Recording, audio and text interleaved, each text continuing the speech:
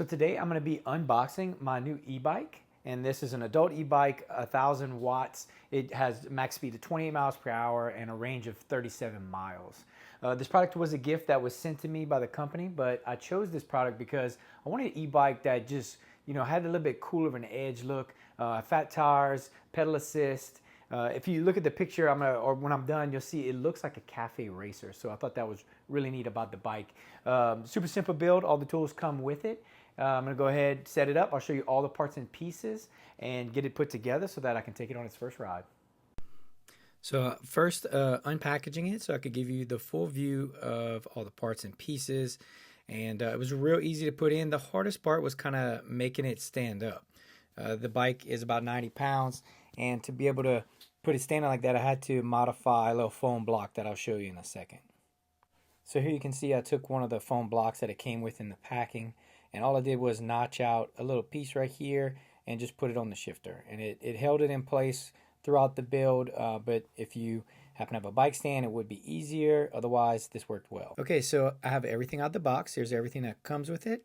You have the front tire, the front fender, the rest of the bike. This is pretty much all assembled except the handlebars. They're tucked right in here. Got to loop them around and put them on.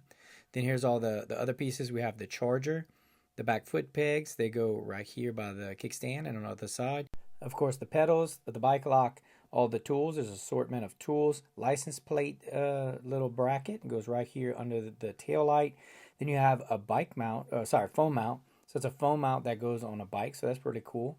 Then you have a little pump and the user manual. The tires don't come inflated, so you have to pump those up yourself. So the first step is going to be to put the handlebars where they belong. So I'm going to have to loosen this bracket, kind of take the top and swing it around, and then put it back on, bolt it on. I'm going to do it in fast forward, that way you can kind of see it real quick. Otherwise it would take a little while. I think the entire build, it took me about 45 minutes. There was a step, it was kind of hard to take the clamp off the top. So I took a little hammer and just kind of tapped it off and then tapped it back down. But you want to make sure that you use something that it's not going to scrape up the actual mount.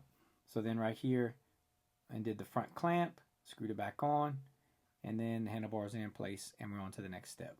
Make sure that you don't forget this part. So these little plugs, I forgot to put them in there. So I'm going to have to take off the handlebars and replace them.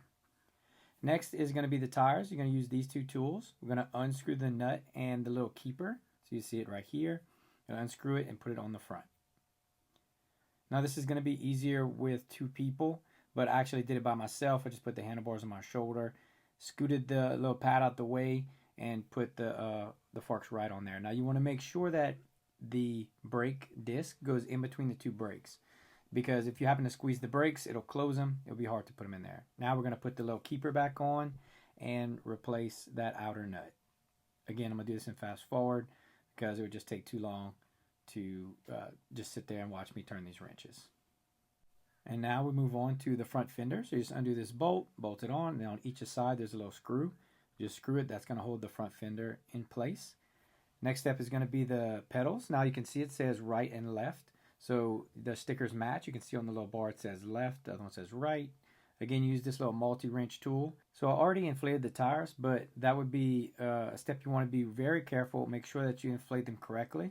It says 20 psi, so you want to put about 20 psi in there. It doesn't come with a gauge, so I pumped it up to it was kind of firm, and then I used the little gauge that I had. You want to make sure that the tire is sitting firmly on the edge of the rim.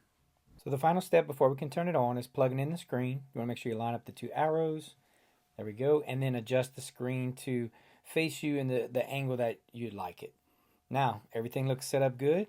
We'll go ahead and turn it on. So you hold down the power button for 3 seconds and the screen should come on. Awesome. We have power. That's it. Everything's hooked up good.